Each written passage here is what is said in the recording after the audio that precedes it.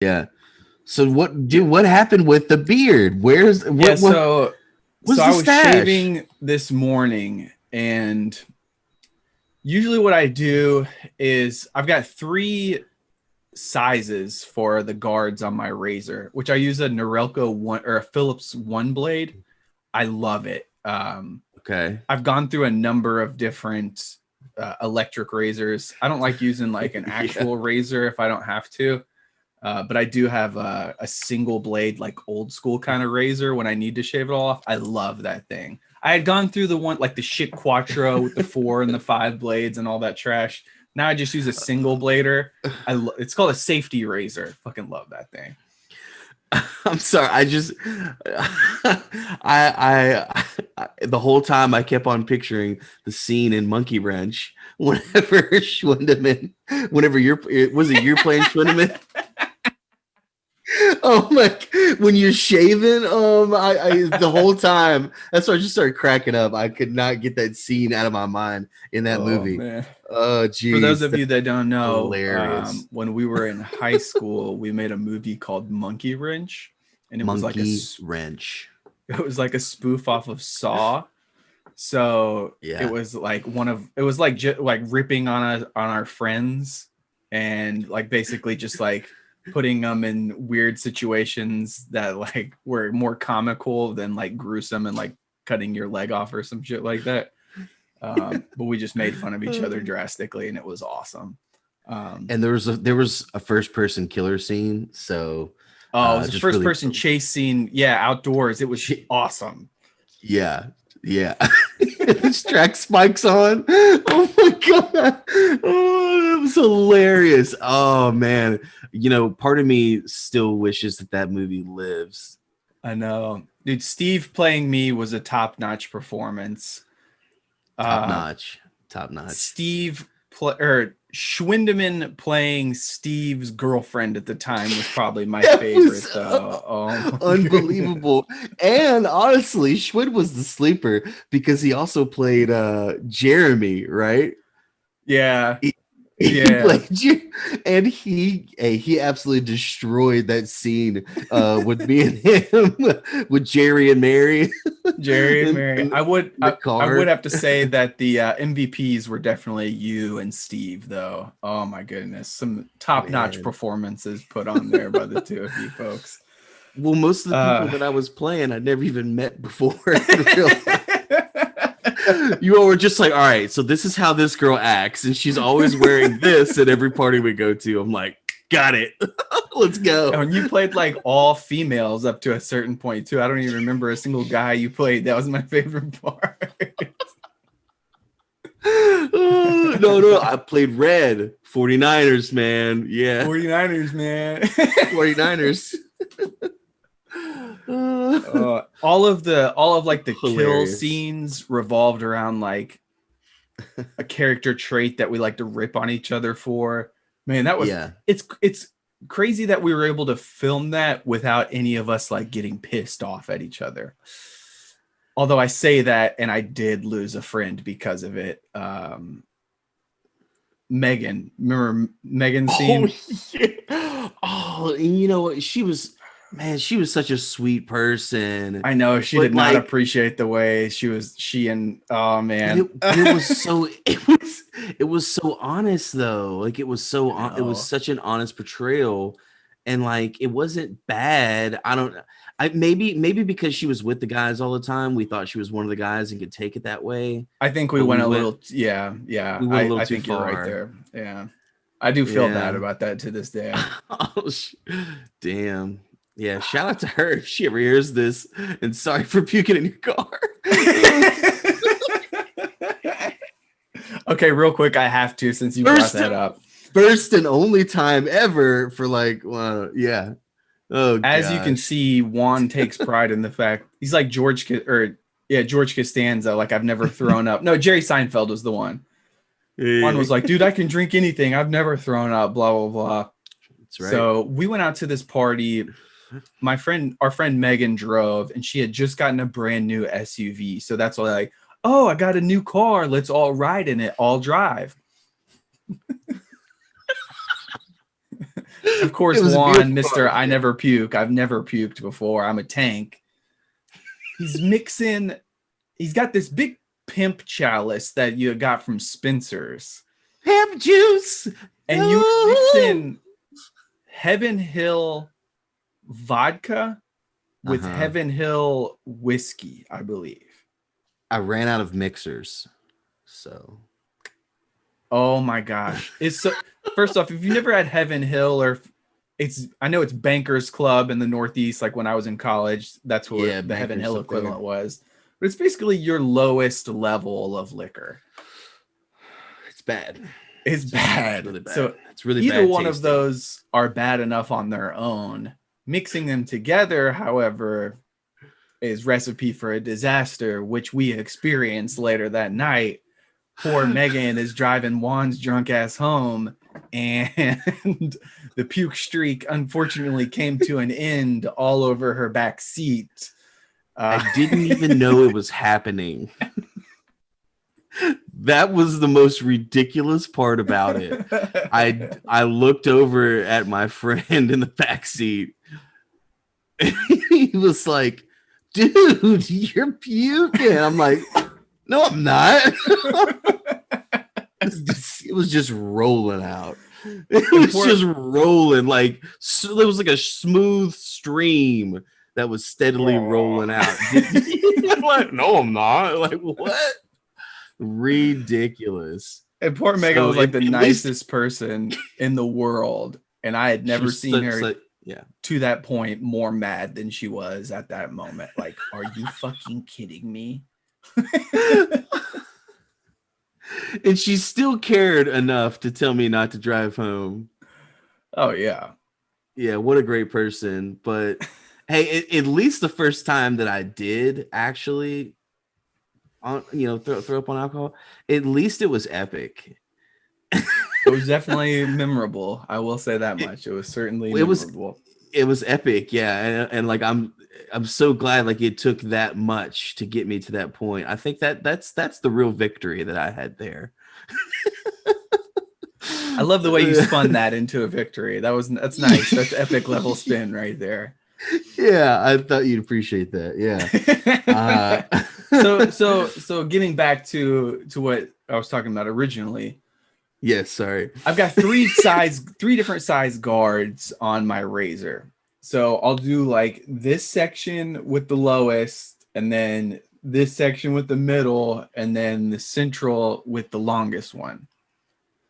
So, a nice little natural fade into the mustache and the goatee area being a little more well pronounced. Well, I switched from level 2 back to level 3, to get the long in here, and 2 strokes in, I realized I put the level 1 back on.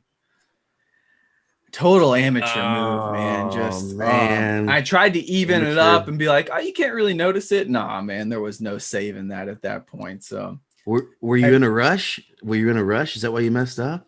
I mean, I guess it was this morning, like literally 30 minutes before we set up here. So I was trying to get this in and brush my teeth and everything before we started shooting. And yeah, so that's why you have the child face for me this morning here. Won't make that. You got a strong shadow. You got a strong shadow going on though. Yeah, a little bit of something going on there. I think I'm gonna bring the stash back. The stash is definitely gonna come in waves. I can't do the stash for too long because I just look at myself and I'm like, you look ridiculous, dude. Like, what are you doing with your life? You have a mustache. Like, give me a break. A solid mustache.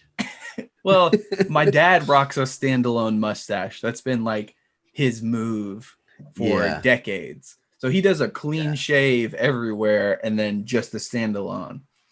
So sometimes I look and I'm like, oh my God, I look like my dad, dude. Like, no, this is not good. So yeah, I can only do the stash on occasions. I can't. I tried to make it a permanent thing, but nah, man, I can't. I just can't do it. Hilarious. I love it. So, oh man, it's still strong though, man. You gotta You got to bring it back. You got to bring it back.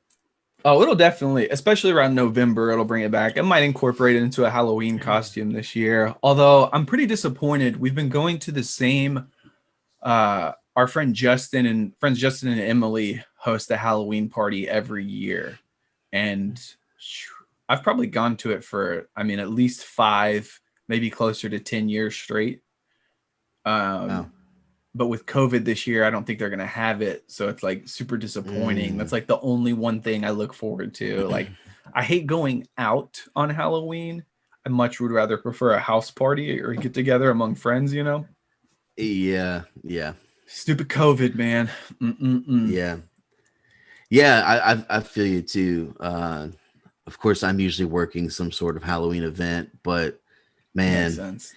yeah. And I mean, I dude, Halloween is wild.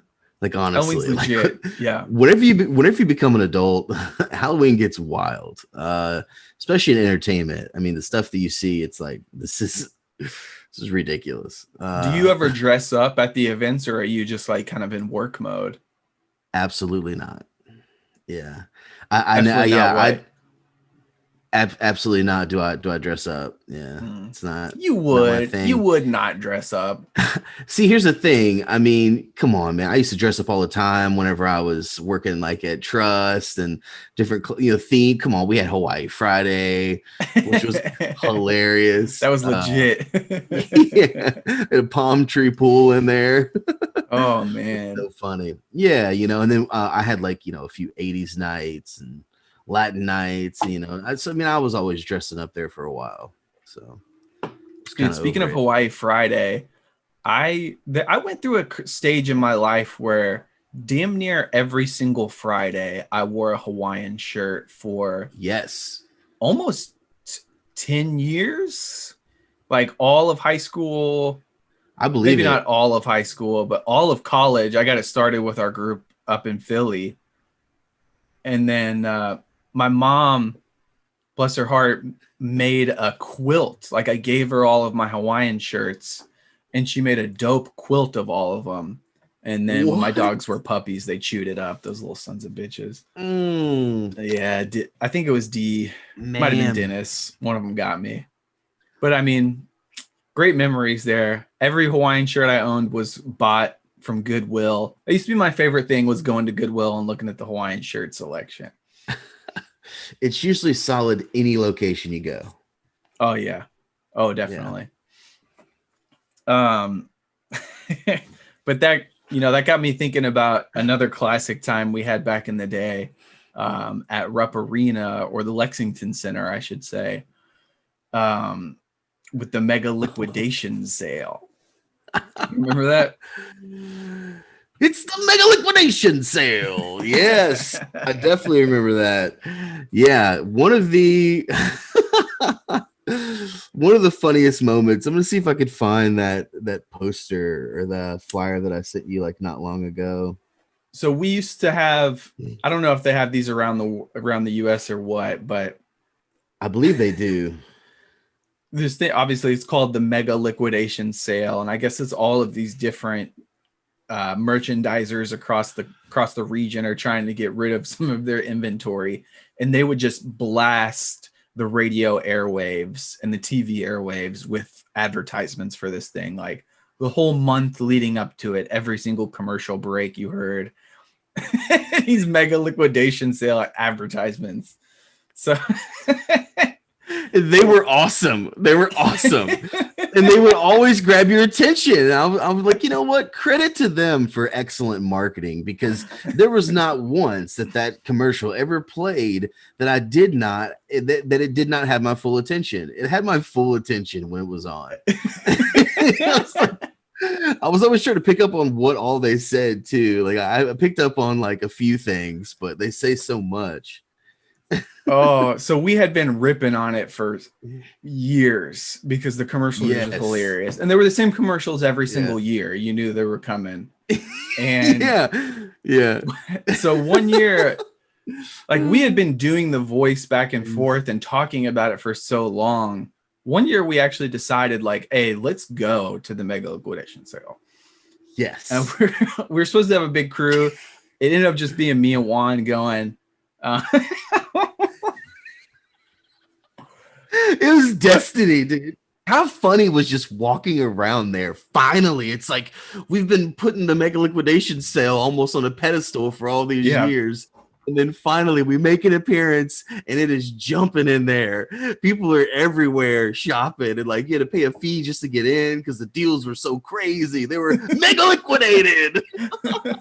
Oh, it's so great. It's so great. You got your car stereos, you got your DVD players, you got your fashion, cologne, accessories, you name it. It was like going to the Super Bowl for the first time, I imagine is what it would feel like. It was like, yeah, you're in like the land of Oz or something like that. But we ended up stumbling across a wireless microphone system. And they had a huge like car stereo section where they've just got like subs and speakers and all this stuff turned on so you could demo it. So we somehow figured out a way to link up the wireless mic to all of the stereo equipment. All of the stereo equipment, and I'm still pissed we didn't buy that microphone. It was like $29.99. It wasn't that much money, or it could have been $19.99. I don't know, but did you find the flyer? I found one of them. Yeah, I'm so pissed that I couldn't find one that was like super close to what we had, but. To give you all an example, this is what if those of you who don't know, which I feel bad that you all are so deprived of this brilliant marketing and this unbelievable opportunity to save. I feel for you.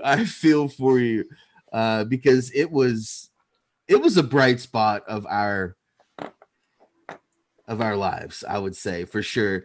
So it would come on, it would be like this weekend only at Lexington Convention Center, Rupp Arena. It's the mega liquidation sale. Coming in. We've got clothing for men, women, and juniors, sports, modern lighting, car stereo equipment, DVD, VCR combos, $49.99, CD players, $29.99, Walkman and Discmans, $9.99. Sale. We've got comfort shoes, massage chairs, t-shirts, and more. Brand names: Puma, Pele, DKNY, Calvin Klein, Nautica, Polo, Ralph Lauren, and more.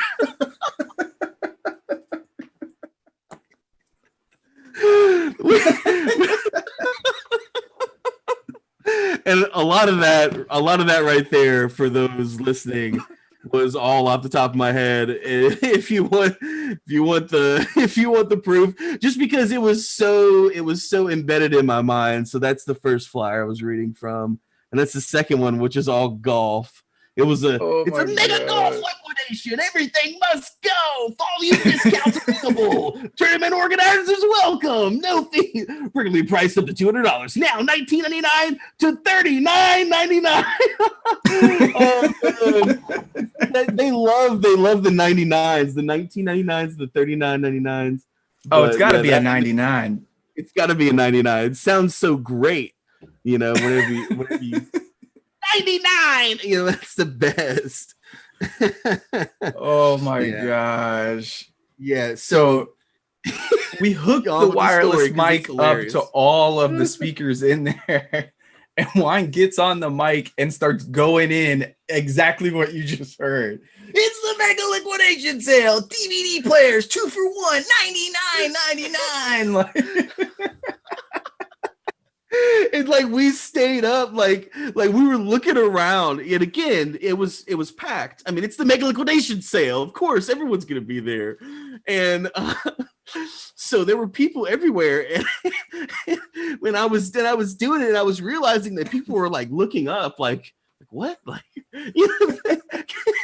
I'm sure people that are like, why is the commercial playing in here? Like we're already here. What's going on? And there were so many people that were turning their heads, and then people in the car audio area, like they saw us doing it, so they just started cracking up and they made eye contact. And I got nervous for some reason. Again, we were kids, but we like both like bent down so no one could see us in like the car stereo area. And I just kept rolling. Welcome! Make sure you go to the car audio area for the deal of the day. It's the mega liquidation sale. You know, like, I didn't know what to do. Oh my gosh. All time top 5 funniest moments of my entire life in person. Like I was crying, dude. Oh my gosh. And I think like some people were bewildered. Some people knew exactly what we were doing. Like, this is hilarious. And I think some people were just rolling with it. Like, oh yeah, it's the guy from the commercials. They're doing the thing in house. Like, no big deal. It's like, I figured somebody was going to come like rushing over to us. Like, turn that off now. Like, kick us out or something. But like, literally nothing happened. We ended up just turning off the mic and walking back around like nothing happened. We did more shopping after that. I bought some Armani cologne for like $19.99. I was like, "Are you sure this is real Armani?" He was like, "Hey, buddy, it's good, buddy." I tell you. And I'm just like, "All right, buddy, whatever." Smelled good. Hell of a deal that day. I left the mega liquidation sale a winner that day. Both of us did. Yeah. So lifetime winners. Yeah, it was a convention just just so people understand who have never unfortunately been to a mega liquidation sale. I mean, the whole convention center was like filled, like it was massive. It was gigantic. Yeah, it was like an entire mall's worth. Yeah, so like all the speakers had my voice on it. Hilarious. I'm so glad we did that. That was great. Oh man, I'm so glad you found that flyer too, man. That's legendary. Yeah, so legendary. Yeah, I wish there was a way that you could go back and like look up, you know what, as I'm staring at YouTube, but I don't here, let's see. I wish you could go back and look up like old commercials, because you know there's some that are like goofy that'll always be classic internet material. Oh yeah. But let's see.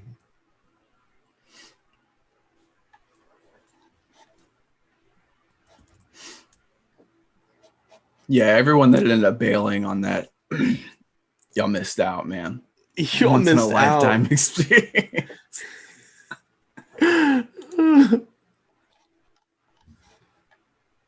Man, there might be. No way. Okay, no, there's just a bunch of videos about like people going to them and stuff like is what it looks like for the thumbnails. Let me see. I keep stretching my legs out and accidentally kicking my tripod. My camera is like all over the place today. I got a new chair since our last shoot. And it's got my whole kind of command of the room off here. It's weird. So if I'm adjusting, just that's what's going on. I think I might have found one. Oh my god. Oh, share that bad boy.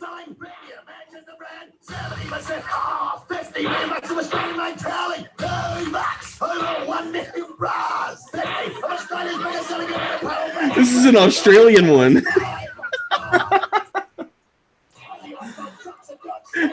He said, "Oh, the 1 million brows." This is an Australian one. So they even have them in Australia. Liquidation sale in Phoenix. This is in 1986. Dude, share your screen. I'm trying to see this. I'm sorry. Oh man, I'm just so happy that this is happening. But it doesn't have the voice that we're looking for, though. That's the only thing. Okay, so this one is from superstores in Tucson. This was must be 1986. immediately. Everything's marked down till it's sold. Everything must go, and everything's first come, first served. So hurry on down. $49.95 at Stereo City's huge warehouse liquidation. 20 flat. What? Inventory in the warehouse across the street from Greyhound Raceway Park. There's the brand names. So that guy's voice was actually not too bad.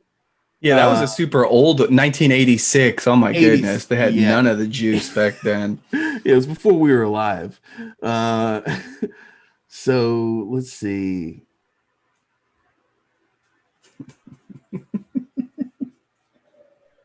Oh man. Oh well. We'll have to try to. Maybe this is one.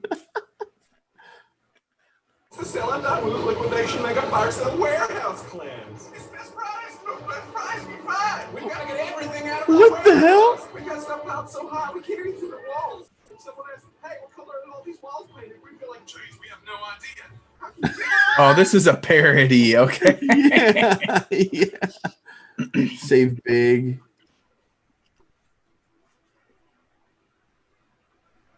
Oh, stupid commercials. Oh, the finals just got interesting. Yes, they did. All you have to do is say the word. Oh, this is some bull news coverage of it. Yeah. Anyway, you guys get the picture. I wish that we had the original voice of the guy.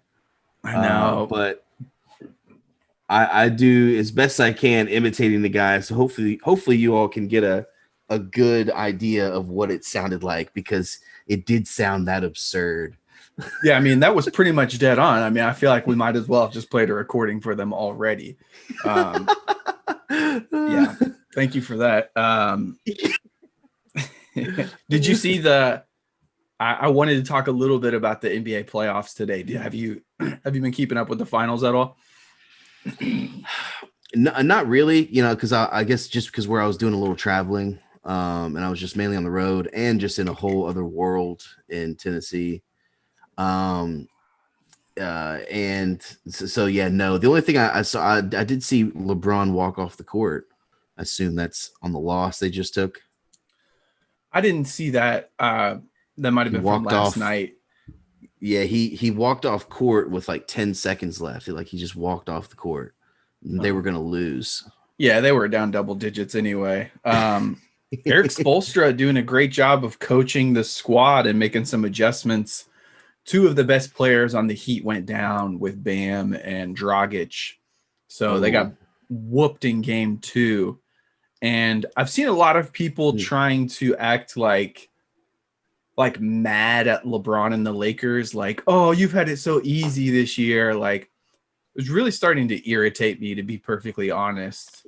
Because like they didn't have to play the Clippers, which everybody thought like wanted to see the Battle of LA, and like the MVP Giannis didn't make it to the final. So, he didn't even have to beat Giannis. It's like, okay, first off, the Clippers got beat by a better team in the Nuggets. So don't be mad. And like Giannis has never proven that he's big in the playoffs. So like, I don't see how people can try to take away from LeBron and the Lakers if they win it this year and act like it was some kind of easy road. They played like the best 8 seed in the history of 8 seeds with Portland in the first round.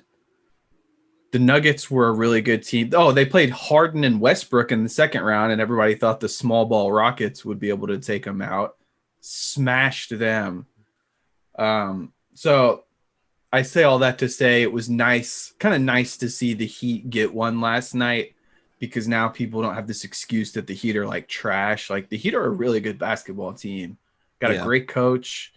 Got some great leadership. Guy like Jimmy Butler had a 40-point triple-double last night. That dude's a monster.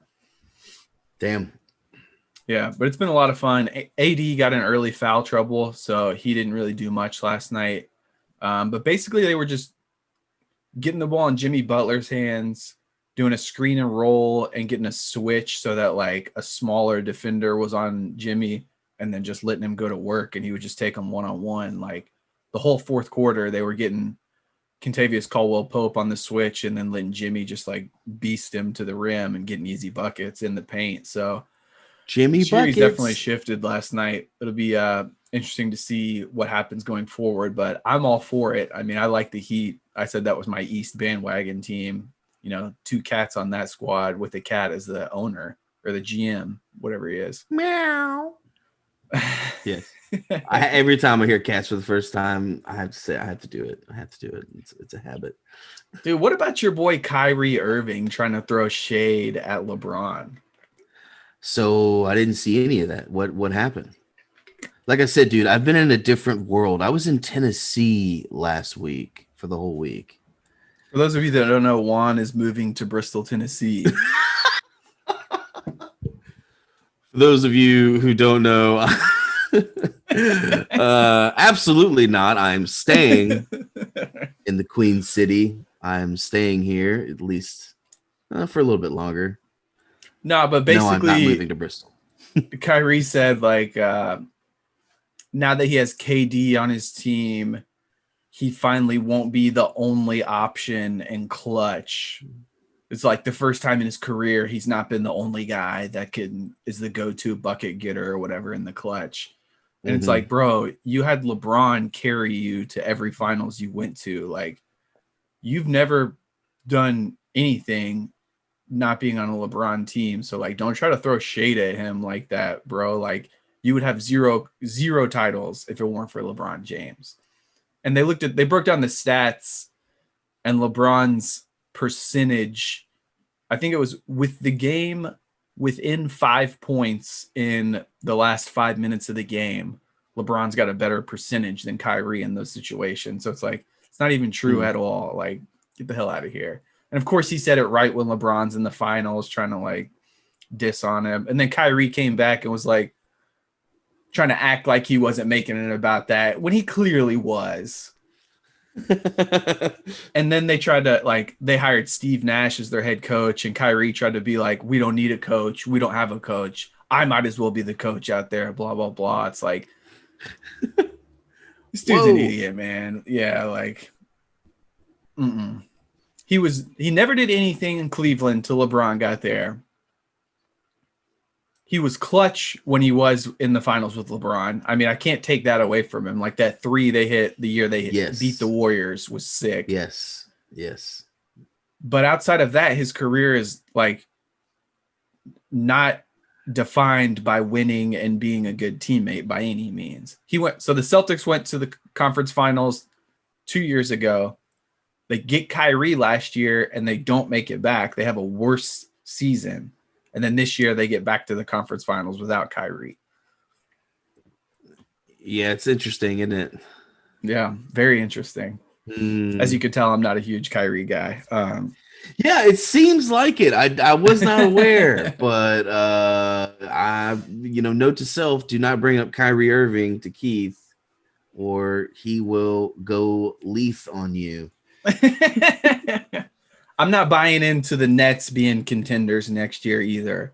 Like, I know they have KD and Kyrie, but I don't see it. So yeah. But I do love watching AD and Rondo. I think it's like poetry in motion, watching Rondo set up AD with alley-oops at the rim. I'm enjoying the postseason, man. Yeah, especially as a wild kitty cat fan. How many Dookies are in the finals? Oh, that's right. Well, Quinn Cook with the Lakers. Let's see. Okay. Yeah, so I'm gonna go with the big one. I'll give you that one, even though he hasn't played a minute in the finals yet. I'll give you that one. Oh, but he's been playing. He's been getting clocked. All right, he deserved that ring. He was a role player. He was good when he was with the Warriors. No, he did serve a good backup role, especially when Livingston was out. So I'm not trying to hate on Quinn Cook, but yeah, I didn't even remember he was a Dookie. I'll give you that. Yeah, man. Quinn Cook's a great guy too. I met him in Atlanta. Very good guy. Okay. So shout out Quinn Cook. Trying to hate on Quinn Cook, man. He won a natty, man. He won a natty. Don't hit me with that kitty cat's garbage. That's all I'm saying. No, dude, that's what my dad called them all the time. So that's why I say it. right. Yeah, you go, wow, Wild kitty kitty cats, kitty wild cats. kitty cats, wild kitty cats. Yeah. Was your Yeah. dad a Duke fan also? My dad was not a Duke fan. My dad was a UK fan and only a UK fan. Okay. Yeah. And in fact, he was such a UK fan that whenever my brother and I were watching Duke, he would watch the game with us just to boo Duke. Oh, nice. In our faces. Like every missed shot, he'll be like, boo! I'm like, dang, Dad. And they'd be losing a tough game. And my brother would be all sad. And he would be like, ha, ha, ha, ha. You know why? Because they don't have Patino. Right in our That is faces, man. hilarious. Actually, it's funny. I never remember that or never thought about that until now. But yeah, he did that. Diehard UK fan. That is funny, man. Yeah. So I been watching a lot of movies here recently, just of course, pandemic mode, not a ton to do. And I wanted to talk about a couple things that I thought were really interesting. So last week, the Breonna Taylor situation where they released that they're not going to charge them with the murder of Breonna Taylor yet. There's still a federal investigation going on, but it's a big national story. It's kind of, I live here in Louisville, so it's pretty palpable throughout the city. I get a lot of messages from my friends and family that think I live in some kind of like war zone or something like that. Like, it's not that bad in Louisville, but you can kind of like feel it. And so, things had gotten pretty crazy, in the time leading up to that. And like, we get these alerts on our phones. They initiated a curfew in Louisville. So if you're out after 9, you're pretty much subject to getting beat and arrested by the police. And of course they blasted everyone's phones with that, like, alert, curfew, get the hell inside. It reminded me of like a dystopian, like a V for Vendetta 1984 kind of world scenario. But, we didn't want to sit and dwell on the ruling. So like, we're trying to get our mind off of things. And so we decided to watch an Arnold Schwarzenegger movie on Amazon Prime, which, I mean, of course, Schwarzenegger, let's think about something else. What better than a nice cheesy 80s Arnold Schwarzenegger movie? So great. So great. So I definitely, I definitely want to do like a top 5 or like a countdown maybe of the best Arnold movies of all time. We're going to save that for another episode, but something that you can look forward to in the future from us here. Yes. I'm a huge Arnold fan, Commando, Terminator, Last Action Hero. There's so many good ones. Dude, Conan the Barbarian. Oh, yeah. Oh, yeah. That's when I initially started, we were talking about this the other day. That's when I very, very first started liking ferrets as a pet. Or no, sorry. Never mind. I'm sorry. I'm getting that confused with Beastmaster growing up. Beastmaster, yes. Beastmaster had ferrets. Sorry, Conan. I don't think Conan had. But we were talking because Kindergarten Cop. I was like, man, is that 2 Arnold movies with ferrets? He has a thing for ferrets. He likes ferrets, but ferrets are cool. They're cool pets. Juan brought up ferrets the other day, and I'm like, are ferrets really as stinky as everybody that owns them claims them to be? And Juan goes on this like 30-minute National Geographic tangent of how, it's really just the pheromones. It's not the actual ferrets themselves. So backstory explanation. Okay. I grew up in I grew up in an apartment complex. We weren't allowed to have pets. And then, it like basically my mom was like, if you want me to kind of like finesse the system, I believe it was because, she was like the property manager or whatnot. She was like, if you want me to kind of finesse the system, then you need to tell me everything there is to know about ferrets. You need to know everything. So, dude, I wanted a ferret. I researched ferrets for probably like 2 weeks, 3 weeks. Studied harder, harder for that verbal test. Probably harder than anything I've ever studied for. So yes, I'm able to regurgitate a lot of information about ferrets that the average person does not know. Thanks, Yeah, Mom. Juan is like the Steve Irwin of ferrets over here. I was like, geez, dude, I'm sorry. I didn't mean to offend you and your ferret knowledge over here. Because ferrets, they themselves don't stink. They have Here we go. Here we go. It's the strength and the ammonia in the urine. It's anyway. So you try to say and, that it's if you clean out their cages, it's the smell won't be as bad, but it's still so a result of the ferret that is stinky. So ferrets are stinky. Well, whenever I don't know. No, see what happened was no. Whenever I hear that, I'm thinking like, you know what I'm saying? People like, hey man, your dog is a stinky dog. Like that means your dog smells, like not your dog, you know, it's feces smell or it's urine smell. Of that's a obvious thing, I guess, for me. Of course it's gonna smell. So for people who don't know, black-footed ferrets, the ferret in the wild, they can actually, and well, all ferrets can actually spray as a defense mechanism, much like a skunk. So, and then you can't purchase a ferret unless it has their scent glands removed. It goes through Marshall Pet Products. It's a big thing. But so they have to have their scent glands removed. But even still, it's such a strong odor. That whenever that process takes place, their urine is just extremely. It's a strong smell. It's very bad. It's very bad. But if you maintain the cleanliness in the cage, no smell. And they themselves don't. He's gone. No, give me that look. I'm just saying. So I'm not buying it. I mean, I get it, but I still think it's the ferret that smells. See, okay, another example. My cat. Okay, if you don't clean out my cat's box, like, you know, regularly, then the box is going to smell. The cat itself doesn't smell. It's not walking around smelling like pee, you know. But it's something created inside the cat. So it's from the cat. The smell is a result of having the cat. But if I keep that box clean, you'll never even know a cat lives here, is what I'm saying. I mean, I feel you. Let us know what you guys think. What do you think? Are ferrets? Yeah, what do you think? Or is it the owner that's terrible, that's stinky? Where do you fall on the spectrum here? I'm gonna go with the owner personally. So vote owner. Side with me. So anyway,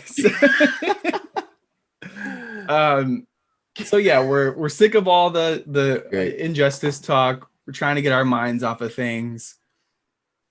The movie Running Man is on Amazon. So I'm like, dude, I've seen this movie once when I was like 8 years old.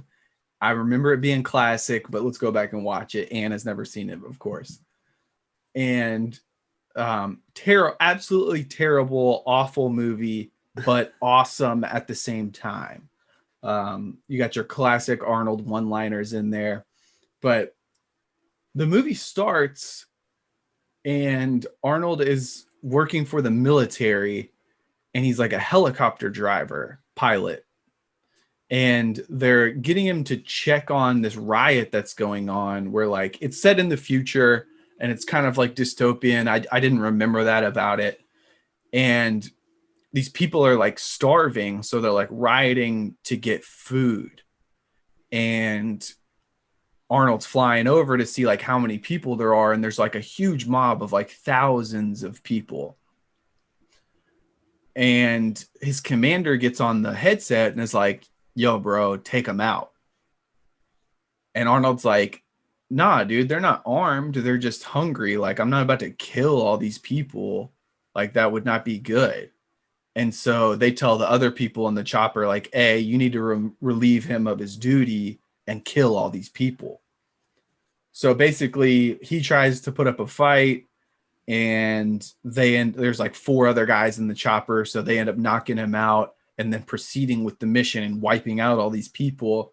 So then he wakes up and he's like incarcerated in this future crazy prison system. And it was just crazy to me because like we put on this Schwarzenegger movie to get away from the social unrest, thinking that it's going to be like mindless action. And it turned out to have like a very deep meaning that they get to in the first minute of the movie, where it's like all about standing up for social justice. So it was just, I thought it was super interesting, and I wanted to just share that with everybody, like trying to escape the world with a movie, a Schwarzenegger movie of all things. Yeah. And then that happened.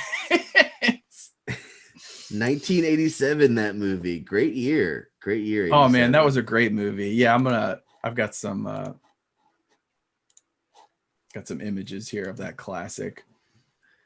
So I mean, from there, it's got a very good, like, you know, Schwarzenegger basically, this game show is the most watched thing on TV, and it's like all like state controlled media. It's really, the movie was made in 87, but they did a really good job of portraying like how the media can control the narrative, and like they redid the video and the audio from his helicopter to make it look like he was like some psychopath that just went unhinged and murdered all of these innocent people. So then he becomes like the bad guy in their eyes, like he's just some crazy murderer. So then they put him on this game show, and basically the game show is like, this is classic Dynamo. But the game show is like, there's this like 400 square block part of this city that was hit by an earthquake. So it's all like ruined.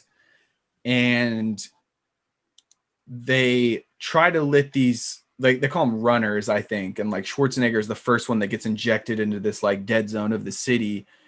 And they've got it set up with all of these different like traps.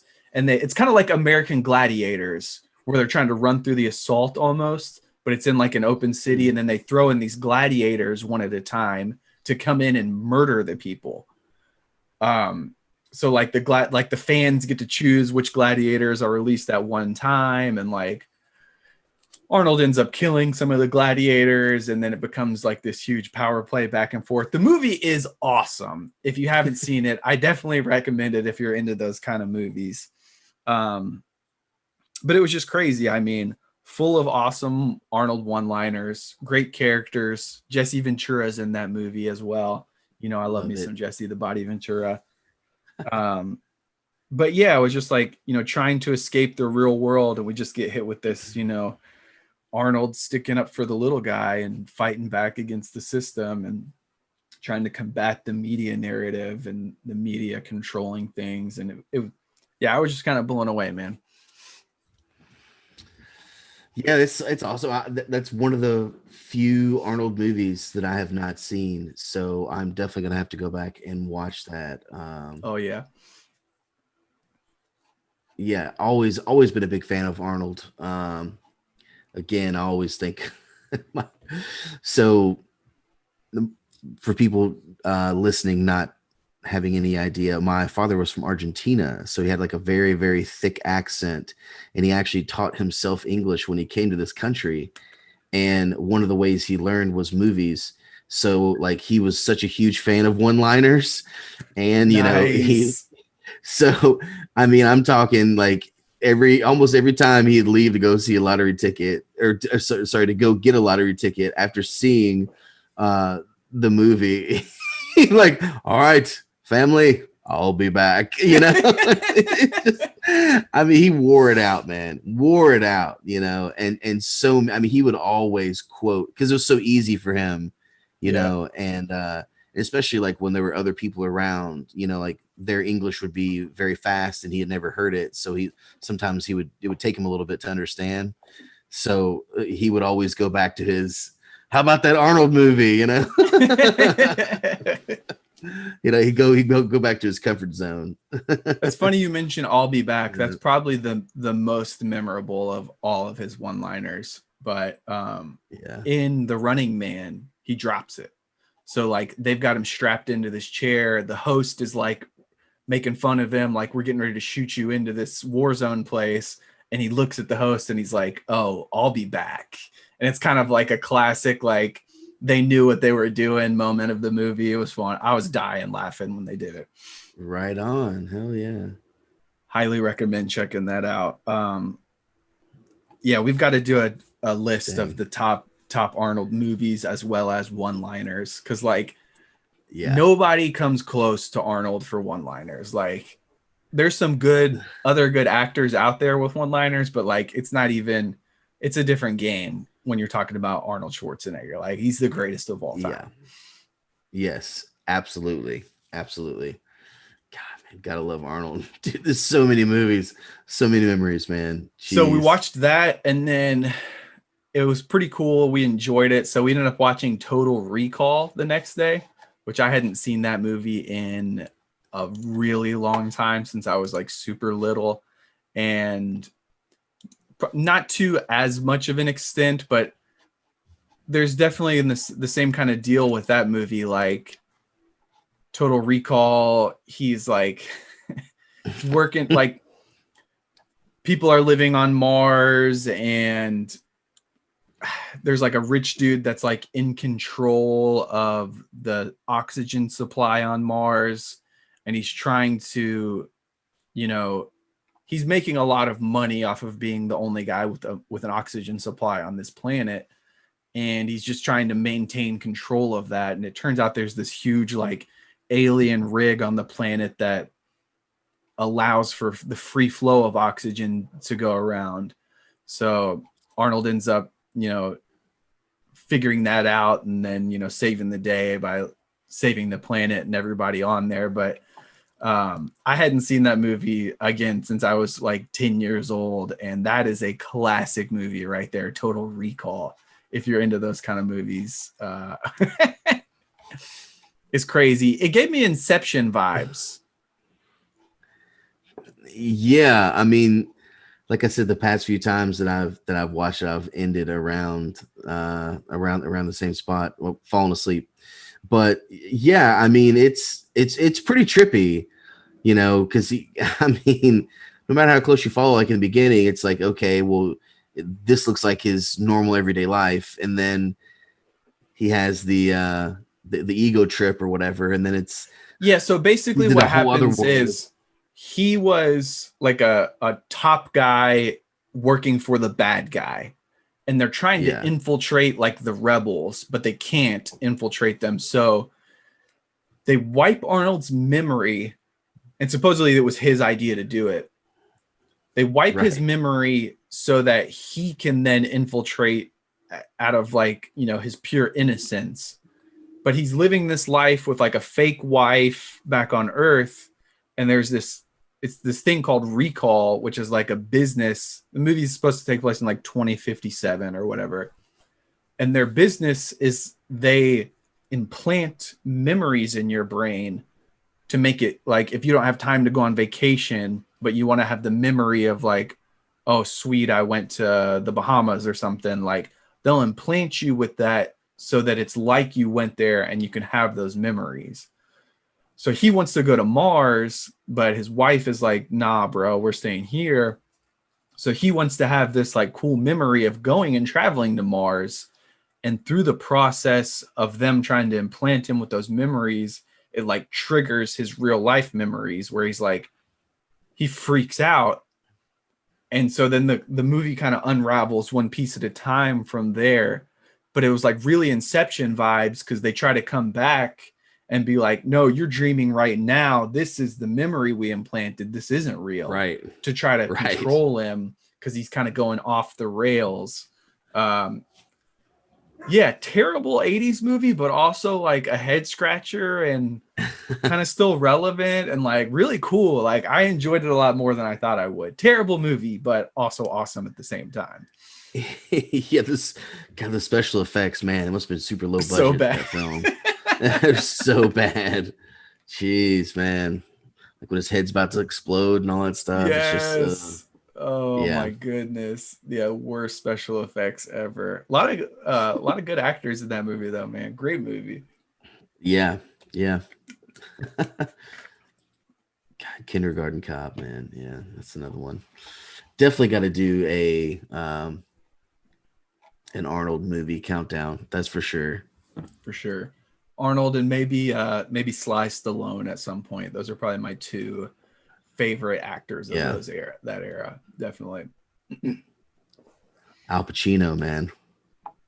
Al Pacino's got some classics. Now that's a different kind of genre of movie you're talking, but Yeah, equally as classic of as an actor for sure. yeah, and he was in that same time frame too. Yeah. Even earlier though, Pacino goes way back. Yeah, man. We watched The Hooah. Devil's Advocate a couple weeks ago. That's a great movie. Yeah. Little Pacino, little Keanu Reeves, little Charlize Theron. Okay. Making a nice late career comeback right now, being in all the action movies on Netflix these days. Yeah. So I've got one other movie slash film slash whatever you want to call it that I wanted to talk about. I had seen a lot of people posting about this on social media, so I wanted to check it out firsthand to see what's going on. It's called The Social Dilemma. This is a Netflix original that came out a couple weeks ago, I want to say. So I went into it with the perspective of like a lot of people on my friends list were saying like, oh, this is the best movie. Like, this is so important. You have to watch this to know all this information about what's going on and how you're being manipulated and stuff. So I was very curious going into it. So here is kind of, the movie synopsis or whatever. Discover what's hiding on the other side of your screen. We tweet, we like, we share, but what are the consequences of our growing dependence on social media? This documentary drama hybrid reveals how social media is reprogramming civilization, with tech experts sounding the alarm on their own creations. So it sounds pretty dramatic. And just for starters, the way they filmed the movie, I really didn't like, because it was like half like interview style, documentary style, and then like half like melodrama, like movie actors. So it was like trying to be like a movie that was like symbolic of what they're talking about with like voiceovers, but it was very there was not good continuity, and it was just kind of like disjointed. And like I didn't understand why they tried to have the actors in there portraying everything when they could have just talked about it and like shown stats or whatever. Easily one of the most talked about docs at Sundance this year. So well, we all know how shit Sundance is from our exactly session. God, man. So you can see from these images here, like the premise of the movie is like they're interviewing all of these people that used to work at these big tech companies. And like, these are the shots that they actually use in the movie. It would have been a lot better if they just used this and then like clips, instead of trying to have like actual actors and a storyline as well within that. So it was like two different things going on at once. But like this guy right here, I cannot stand this guy. His name looks like Tristan, but don't call him Tristan because it's Tristan. Oh my God. Well, Yeah, excuse me. Excuse me, Tristan. Tristan, would you like really a couple of me. Triscuits? I have cheese and crackers, but the crackers are Triscuits, Tristan. So like these people, I used to work at like Google or Facebook or Instagram, and they like, director of product at Twitter, whatever it may be. And it's just like so up its own ass, dude. Like they're trying to portray that like, oh, these tech companies are trying, like, they're trying so hard to get you to look at your phone and spend more time clicking on their links and looking at their pages and stuff. because that's how they make money. Like, they don't necessarily have a product that you pay for because you use it for free. They make money through advertisers paying for access to you. So you're the product essentially. And like, I think we all understand that at this point. Like, they talk about it like it's some kind of like eye-opening, like peek behind the curtain and what's really going on. It's like, yeah, Facebook gives me ads all the time. I know that. I recognize that. I see it. Like, I'm kind of sensitive to this because like I have an econ degree, but my major was marketing. So I studied a lot of like consumer behavior and psychology and things like that. And it's like, it's different now because we have cell phones that we have on us at all times. Yes. But like in principle, it's the same thing that's been going on since the beginning of advertising, like ages ago. Like, so like the point they're trying to make, they try to make it seem so dramatic and how like the narrative is controlled by the media and these social media companies, and they like cause genocides and people to kill themselves and all this stuff. And yes, I get that social media does have a negative effect, especially when you look at like teenage girls. Like, depression rates and attempted suicide has gone up with the proliferation of more social media in their lives. So there is a point there, but that's not really the point they were driving home. And to me, it came across as very like self-indulgent and like trying to portray those people that I showed pictures of as like these badass experts and like buy my book and read my documentary and subscribe to my newsletter. And like, it just felt very self-indulgent from those people's perspectives and trying to make them look awesome when A, they're the ones that created this stuff, and B, the overall point really isn't that, like, it's not that different from what's been going on for ages with advertising, like just the way it works. Yeah, I mean, after hearing that, I don't think I'm gonna give it a watch. Maybe just to hear what Tristan sounds like. But other than that, I'm good. Yeah, I mean, I don't have much to say about that. I don't really want to watch it. It sounds kind of stupid. Yeah, man, it was definitely a waste of an hour and a half that I wish I could have back in my life. And like, I know people are saying like, no, it's different with technology, with like cell phones and stuff, and like always being on you and being able to track your search history and stuff. So I have a couple points about that. One, if you have a credit card or if you have specifically a rewards account, like, the level of information they know about you and your life is crazy. So there's a great book called The Power of Habit that talks about this. It's got a chapter about Target and their rewards club.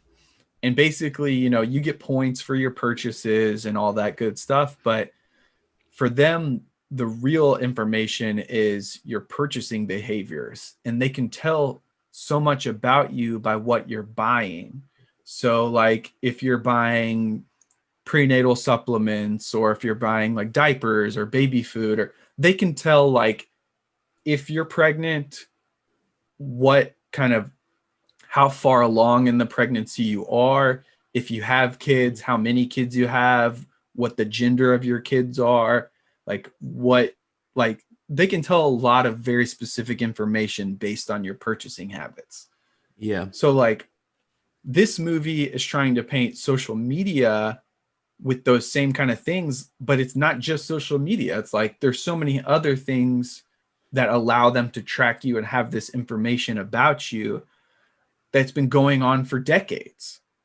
So it's like, it's not much different than how advertising has been operating. So like, I'm just not buying that it's some kind of critical hit the nuclear button, we should all like go kill Mark Zuckerberg because they're trying to make money off of advertising for you. Yeah. And secondly, like, I know some people feel kind of like their lives are intruded on by this.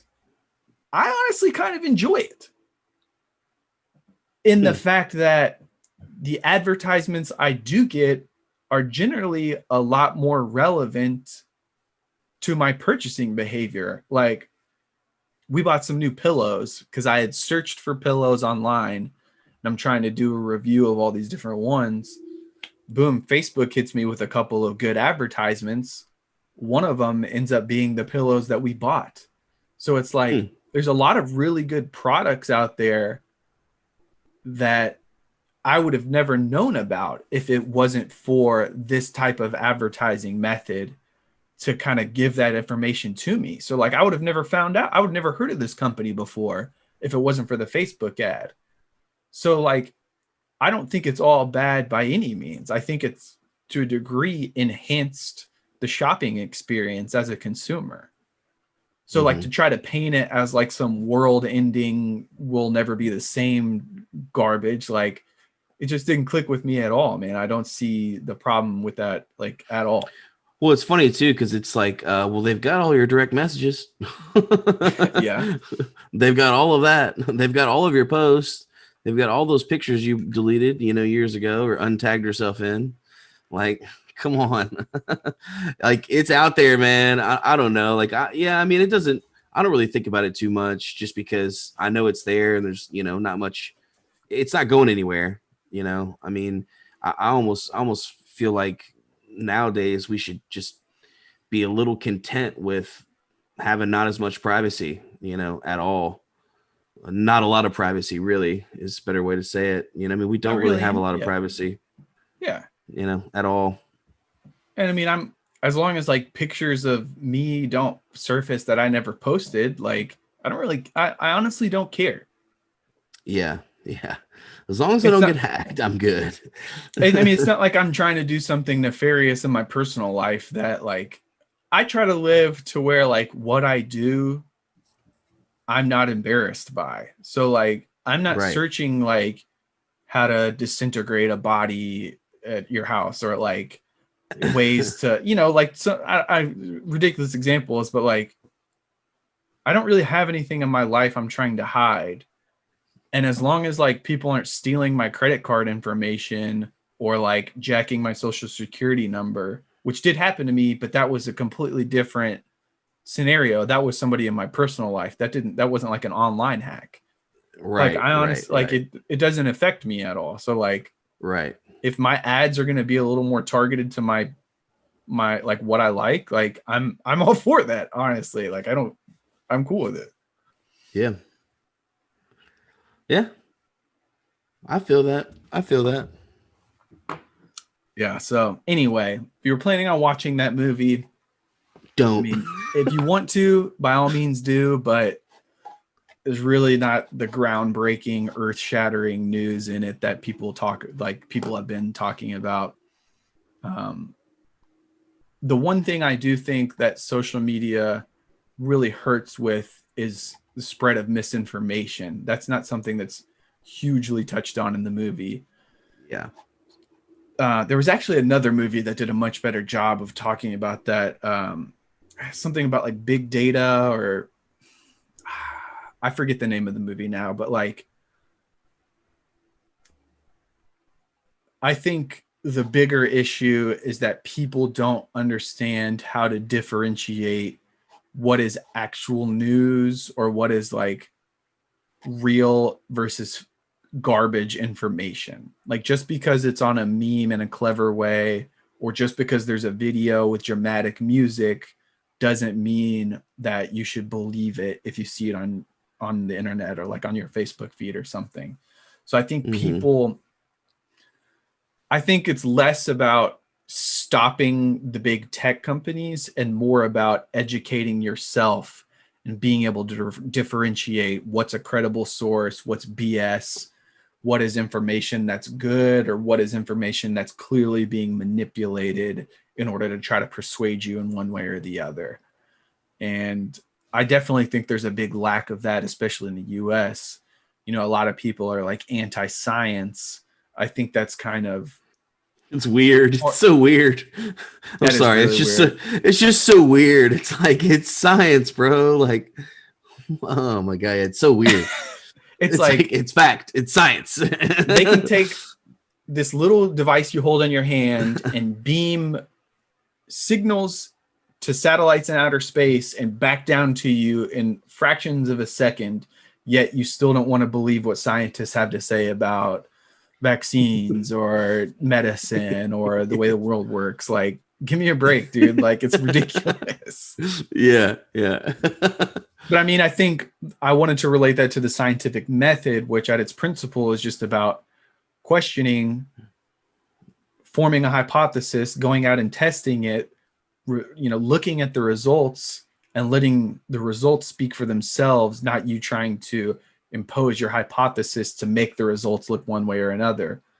Because that's so easy to do. You can take data and kind of guide it towards your narrative. But, we as a society, I think, need to do a better job of being able to interpret things on our own instead of letting these like YouTube hosts take the data and manipulate it and then persuade people from there. I think that's kind of the big societal issue, is that people really don't know how to think for themselves anymore, or like kind of like we talked about last time, like when we were doing research papers or something, we couldn't use Wikipedia as a source because anybody can get on there and say whatever. So that kind of critical thinking ability to be able to determine what is a good source, what is good data, what is good information, that's definitely, somewhere where we struggle these days for sure. Yeah, especially when it comes to, oh my gosh, man, all the politics. We're in the thick of it now. Man, so many articles. It's funny because like sometimes when I see people post articles on Facebook and like the tagline, like the title is just such clickbait. Like it's undeniable clickbait. I mean, I look at it and I'm about to click on it, and then I look at the website. It's like it's like we hate America, or it's like a lowercase I. It's like we hate America. 3498.org paper.com. It's like what, dude? Are you kidding me? Like, you're an idiot. Like what? Look, and it says not secure on there either. Yeah. It's like, come on, people. Come on. I think that's funny. I think that kind of segues into another thing we want to talk about, current events, what's been going on in the world lately. We had the first presidential debate last week, and what a S show that was. Like, oh my gosh. It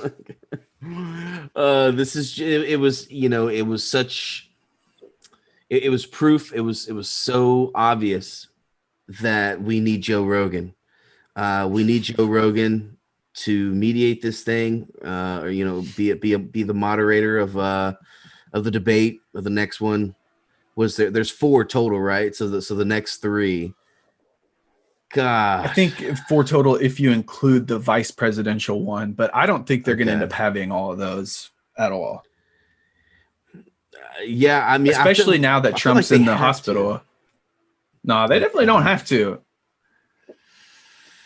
Oh man, I don't know. It's just, and that would be a shame if we only got one debate between former Vice President Biden and President Trump, because we all got cheated. I mean, that was crazy. I heard one reporter refer to it as a dumpster fire. It was nuts. I've never seen anything like that. I feel like none of us have seen anything like that ever. But honestly, though, like, what do you expect would be different in another one? I would hope that they talk to them both. They change the moderator. I mean, honestly, I would be good. I would even be good with silencing one of their microphones after they're done. So for instance, whenever, say Biden's 2 minutes uninterrupted starts, you mute the president's microphone, so we can't hear him. It may still be a distraction on stage where Biden may hear him, depending on how close they are to one another. But I don't know. That's what I would do, because it's just so ridiculous. I mean, some of the back and forth, it's necessary because it's like, whoa, you're saying something that's not true. People need to, people need to understand that I'm like, no, like, in fast acting and be able to, reply to that. Quick wit is something that is has been lacking from a lot of the candidates in the past, I think, and it's obvious, whenever they're able to do that. But with how extreme that was, I think you just cut their mics. I think that's what you do. It's the only way. I've got mixed feelings on the mic cutting thing because I think when you give the narrative that kind of power, you're giving them the power to manipulate what the people are hearing. So I could just see that in the future being used in a bad way, especially like some of the big issues, like when you talk about healthcare, like certain candidates are very much against the huge pharmaceutical companies, but the huge pharmaceutical companies also sponsor and pay for advertising. So I could see the host maybe cutting somebody's mic in the middle of a point that's going after big pharma or something like that. So I don't like the idea of censoring the candidates.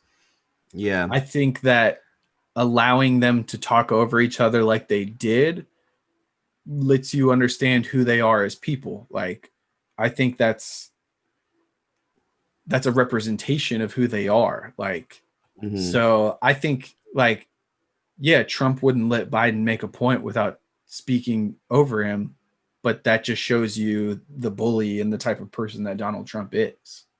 So it's like allows you to get to know him a little more. But like, I don't think another debate would go much different, if at all. Like, that's how Trump debated all of 2016. And like, that's just the way he does. Like, he's not going to change who he is now. He was more aggressive in that Biden debate than I'd ever seen him, for sure. I don't know. I mean, he came out and said some ridiculous stuff to Hillary and did a few extremely questionable things during those debates, but he never came out and just straight up, did that. I mean, that was pretty nuts. A couple of things about Trump, like he seems like he's lost the narrative that got him into the White House in the first place. So like when he was running against Hillary, like, oh, crooked Hillary, and I'm for the working man and not outsourcing your jobs and, getting us back from these wars and all this. And obviously what he was saying as his policies weren't necessarily true to what he believed and the way he actually ended up running things as the president. But the narrative at least gave him the argument that he was thinking that way. Whereas like now he can't make those same arguments because the way that he's governed has shown who he truly is. And it seems like he had a really strong working class message his first time running, but like he's lost that big time anymore. And it seems like he doesn't, like, almost as though they anticipated Bernie Sanders was going to win. So he got out all of these points to hit on like socialism, and like he kept trying to connect Biden to Bernie Sanders and the like the super far left people. But like Biden is clearly not that. So like when he tries to hit him about being a socialist, it doesn't land because Biden is like, in the 90s, Biden would be a Republican. Like, he's not some kind of far left socialist. Like, he's not calling for Medicare for all. Like, he doesn't support the Green New Deal. Like, so Trump has these like pre-packaged talking points to hit him on that just aren't really landing because they're not really true. It's weird. Yeah.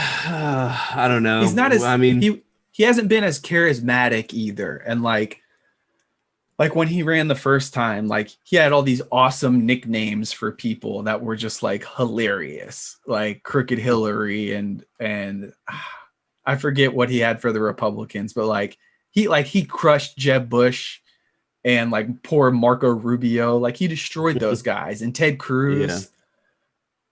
And now he's just like, he comes like he doesn't He have just that comes kind of across as- charming.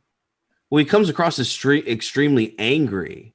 That's what he came. Yeah. I mean, he came across as extremely angry that night, and like he was almost mad he had to be here, and he was just like, "Look, I'm going to talk about what I need to talk about. What you're talking about is not even important, and I'm angry, and you need to just shut up." You know, which actually, by the way, was kind of crazy when Biden said that. I understand you're getting bullied on stage and you're not able to speak, but dude, I mean, it's been my problem, like with a lot of things that people say about the president. It's like, yo, you cannot like the president, but be easy, man. Like, that's the president. Like, that's the president of our country. Like, you're just gonna tell him to shut up. It's like, See, I'm even not if with he, that because the president well, lost that respect by acting the way he has for 4 years. He's the least I, presidential president maybe in history. So like the whole I decorum. get that. I get that. But again, if you are someone who respects the presidency, you should still have the respect, even if that person doesn't. That's just how I feel. Like, if Biden knows, you know, what it's like to be there. He was vice president. So, you know, he's already served that. So like, he should have the up, like he should be the better man. He should be the gentleman. He should be the respectful one. You know, I think he should feel that way. You know, and if you're saying that this president has been so non-presidential, why would you stoop to his level and say, "Oh, just shut up"? It's like, dude, there are kids trying to learn about politics, and you two idiots are up here bickering like old fucking men at a barbershop. Like, this is so stupid. This is so dumb right now, you know. But again, I just feel like he should uphold, you know, because I mean, I don't know, man. Like, that's the president, dude. It's a big deal. Like, it's a big deal. It's a world leader, so it's a big deal. I definitely do not. I'm not on that side of things. I thought it was coming earlier. I think they probably coached him to say that at some point if Donald was going to act that way. To me, it seemed like Biden was kind of caught off guard at the beginning. I was really worried at the beginning of the debate because Trump was he came out gunning and Biden was like shell shocked for the first 5 or 10 minutes. Like, Yeah, is this really happening? Like, trying to let Chris Wallace do the moderating and like not saying anything, but the shut up thing happened like, I want to say over halfway through. And I think he just was so frustrated, it kind of boiled over at that point. And like Trump was trying to bully him, and I was worried he was going to steamroll him at first. So like, I kind of liked that he clapped back at him because like, it was so annoying trying to watch it. And you're just like, especially when he started hitting him on his kids, man, like Donald Trump is such a target rich environment when you talk about corruption within his family. For him to try to go at Joe Biden's kids like that and try to act like he doesn't know who Bo Biden is, like, bro, you know exactly who Joe Biden's dead son is. Like, don't disrespect him like that. Like, that made me pretty angry seeing that whole part of it. And that's kind of to my point about Trump, is I feel like he can. I mean, to me, you don't say things like that unless you are angry, you know. And yeah, that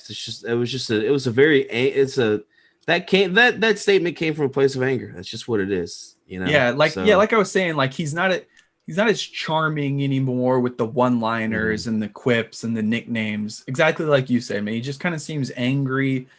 And I think where we are as a country with how unstable this past 9 months has been, like, people don't want that right now. People want some kind of normalcy, some kind of steady hand guiding the ship right now. So I think Trump took like the worst possible strategy into that, because he was the change candidate, the chaos candidate in 2016, and that worked then because people were sick of, you know, corporations and big government or whatever you want to say, like trying to control everything. But now there's already so much chaos. People don't want more chaos on top of that. So I think just strategically, it was a really bad strategy from President Trump, for sure. Yeah. Oh my gosh. But I'm not looking forward to this election at all. But I also am, because I wanted it to be over with. I just wanted it to completely be over with. I just wanted to be over with. Yeah, I'm done with it already. We were talking about the whole scientific method thing and people, being able to think for themselves. And it was hilarious to me. Trump was ripping on Biden for wearing a mask. And like, Trump has been very irresponsible with like I told you, like, I think if he would have just got behind masks at the beginning, it would have been a very different year so far. But for Trump to rip on Biden about, oh, this guy's always wearing masks, the biggest masks in the world, or whatever he said. And then literally that week he pops positive for coronavirus. Like, come on, dude. Like, that's like, it's pretty crazy, the timing of everything. Yeah. I mean, this whole thing, it's just been such a strange year. It's just a strange time. It's a strange election. Everything is just, it's very odd. And it's so bizarre. Like, this whole process has been bizarre. Everything just seems, I don't know, man. It seems weird. It is weird. It's all weird. But it's all very weird. But I just thought that was kind of poetic because, like, going back to the Republican National Convention, when Donald Trump had his speech at the White House, he brought all of those guests in, and like maybe 10% of the people were wearing masks, and everybody was sitting all close to each other. And then you had the big event or meeting or whatever it was for Amy Coney Barrett last week. And they think that might have been the event that's been this super spreader within the Republican Party now, which maybe where Hope Hicks and President got it. And like 3 Republican senators tested positive last week. The head of the RNC, Chris Christie, I think, Chris Christie did. I think there's like 11 prominent Republicans within the past week that have tested positive. And it's just like hilarious to me that it hit them and came back and smacked them right after he was dogging wearing masks less than a week before. And now it's like throwing a wrench in the whole thing, like crucial part of the campaign. Also, they're trying to ramrod this justice through. Now that timeline is kind of up in the air based on 2 of the Republican senators are actually part of the Senate Judiciary Committee. So I don't think it will stop them from pushing her through, but it possibly could. And that's completely self-inflicted. Yeah.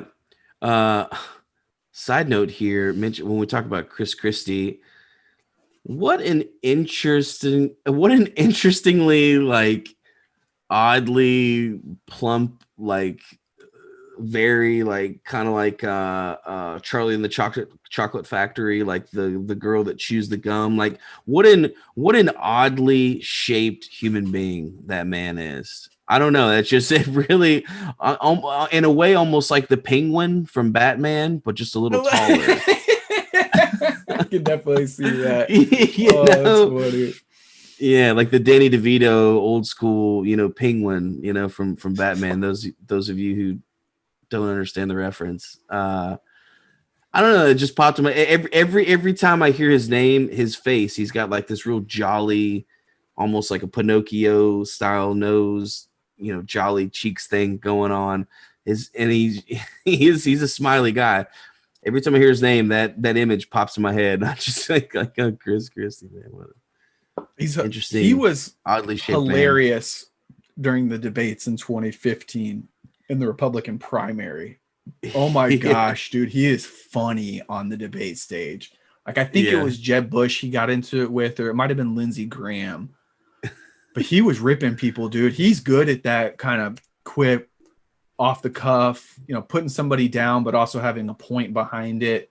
Like, I enjoyed watching him debate, man. He's got some charisma for sure. The Penguin coming in hot at the debates. I love it.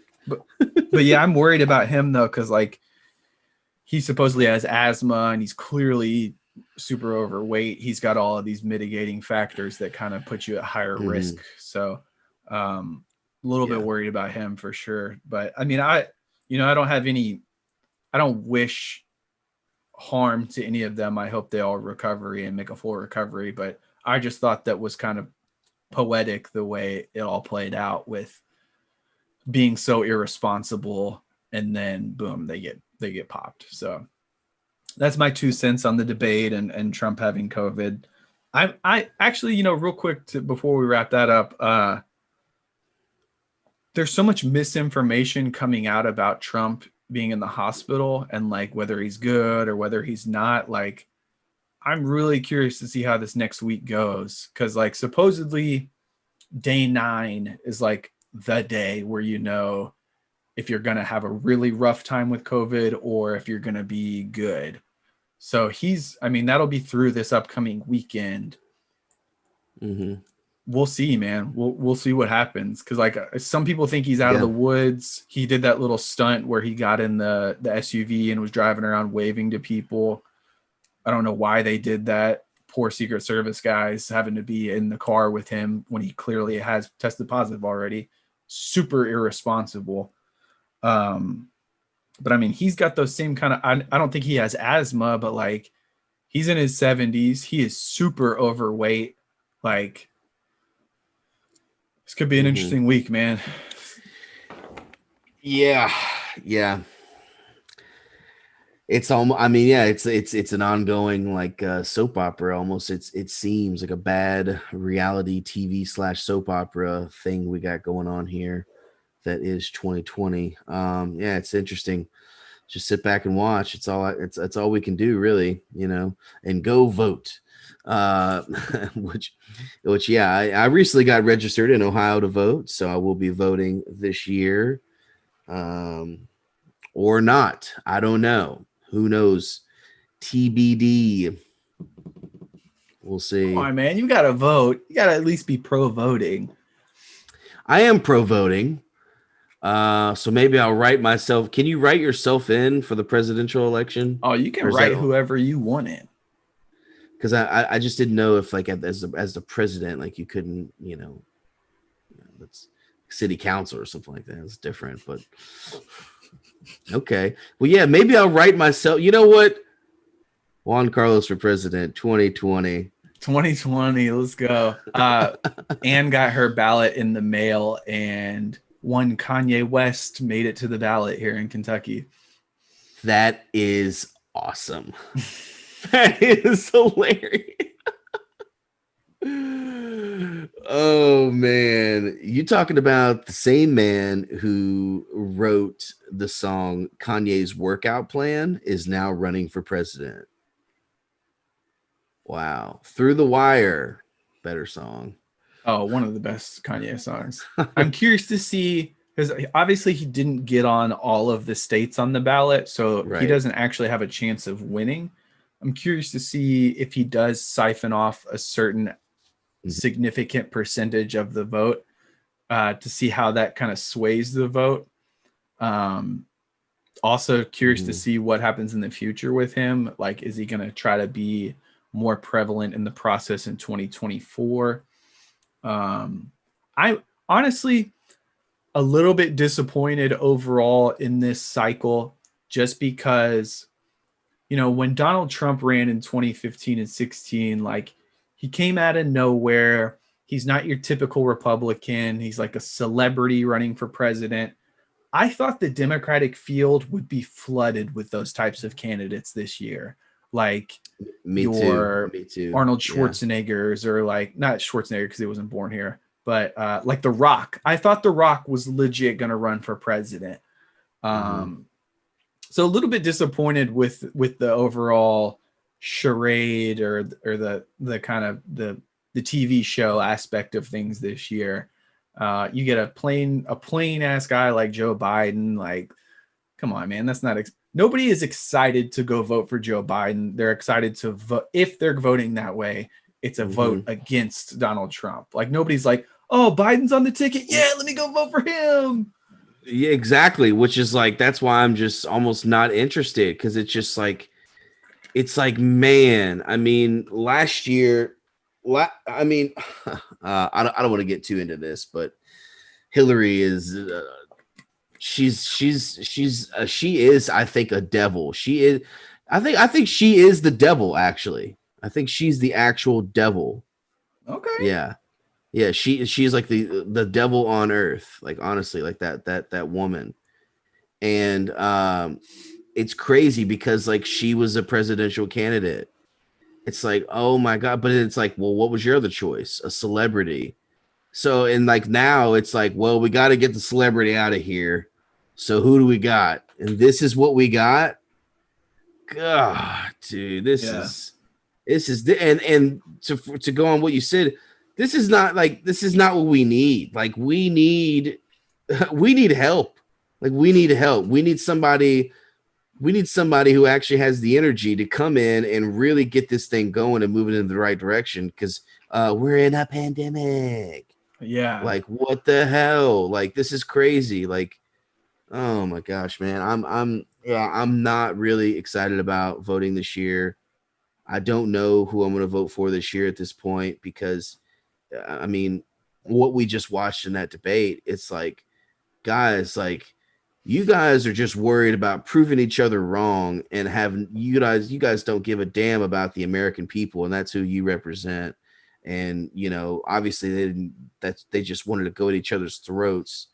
And we got nothing from it. We got nothing from it. So I just We did get hope that something from it.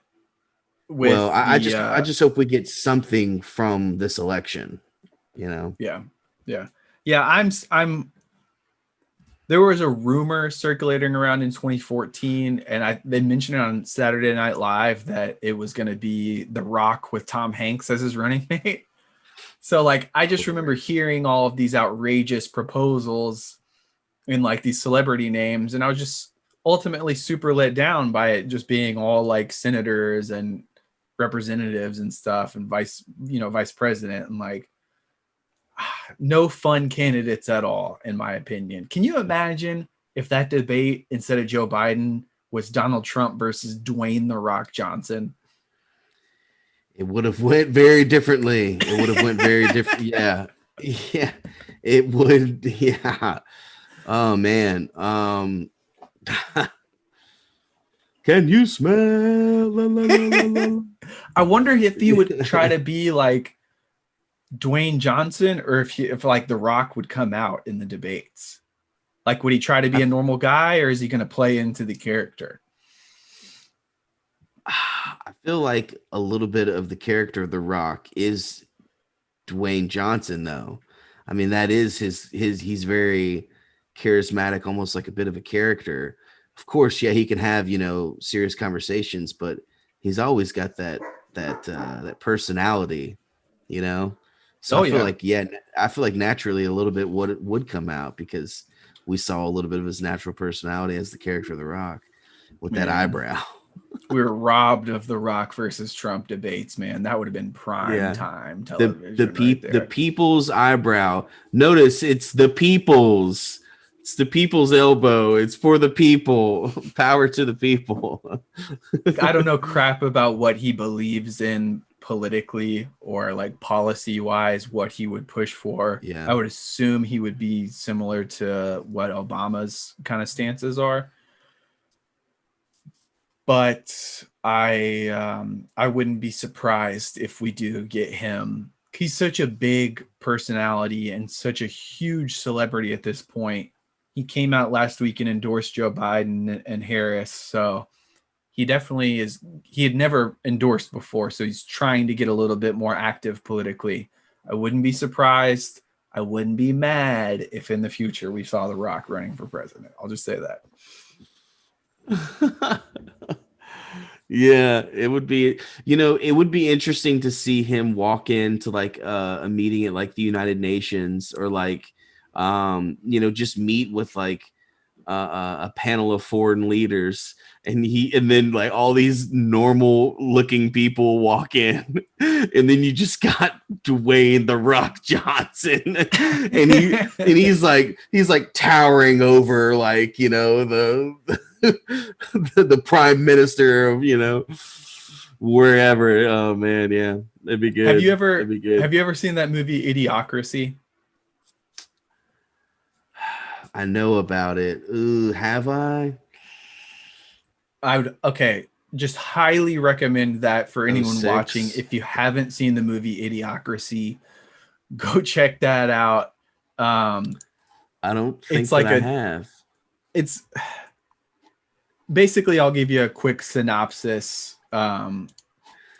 So we're talking years into the future, and basically the theory behind the movie is that like you've got certain people that are, you know, a little like these people here in this picture. You know, they're concerned about their careers and how much money they're making, and do we have enough to have kids right now, and let's wait another year, let's and they keep putting it off to have kids. And then meanwhile you have all of these other people that are like,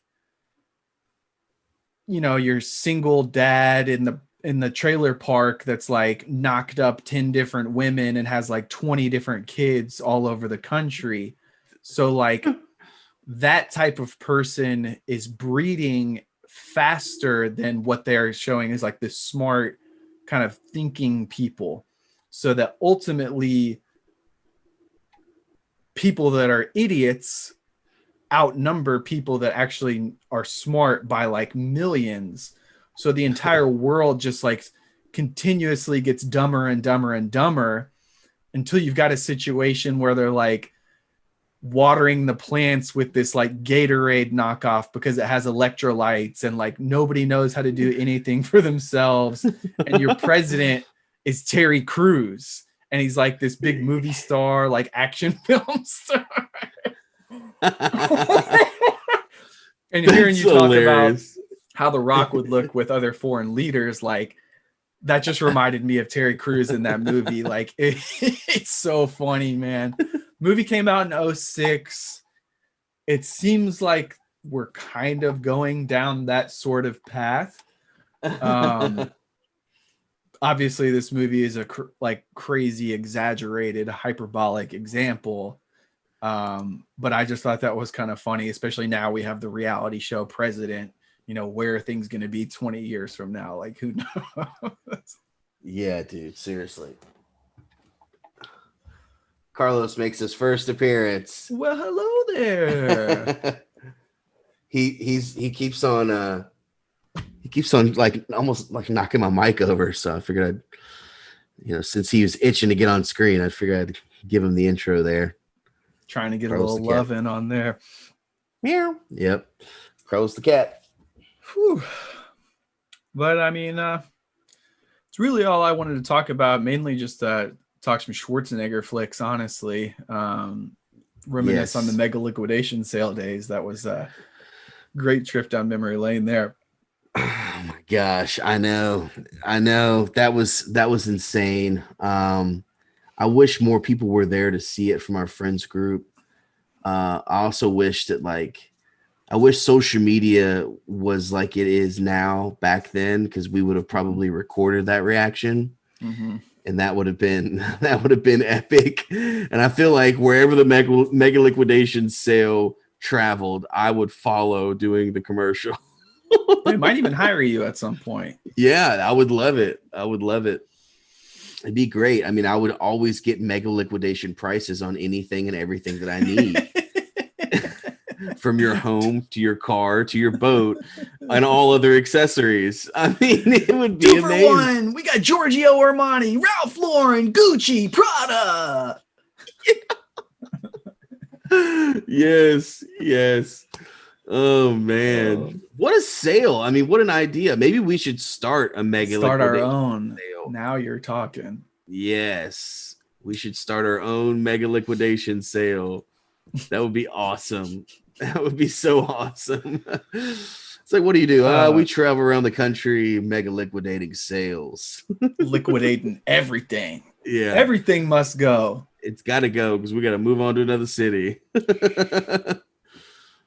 But I did want to give a quick shout out to everybody that liked our new Facebook page. that was something we had put off for a long time. We actually really didn't want to create a Facebook page, but we're trying to boost our posts on Facebook, which is where we get a lot of our views from.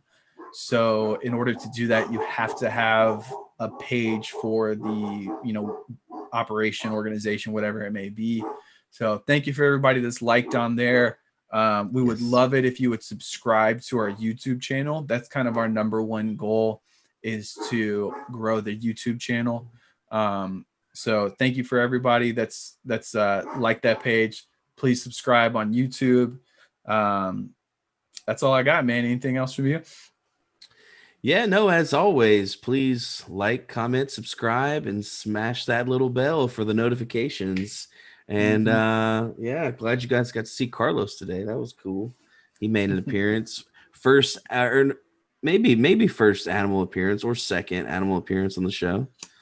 I think mine have given a voiceover, but never really in person visually so far. So okay. I thought they came through the door one time. Oh well.